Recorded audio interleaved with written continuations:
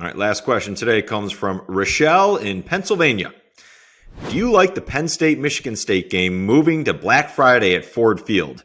It takes all the elements out of the game, and there are a lot of people with mixed feelings about it. I'm fine with it being played on Black Friday. I am not fine with it being played at Ford Field.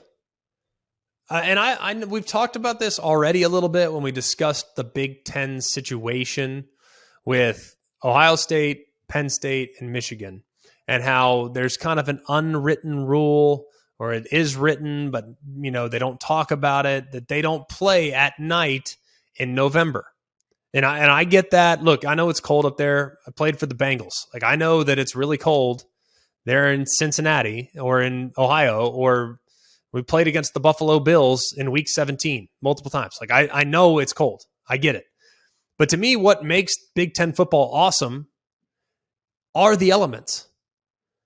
What you might have to play at Wisconsin in 2 inches of snow.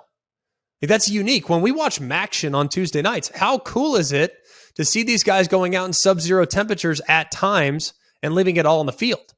It's synonymous with that part of the world.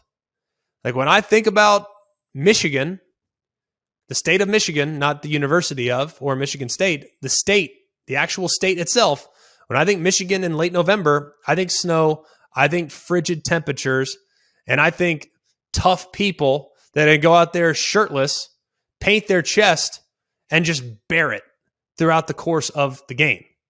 And the fact that they're trying to make it easier, I just don't understand what the thought process is. I mean, lean into that.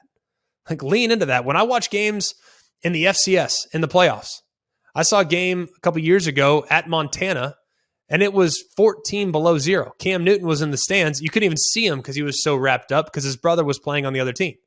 Like, embrace that.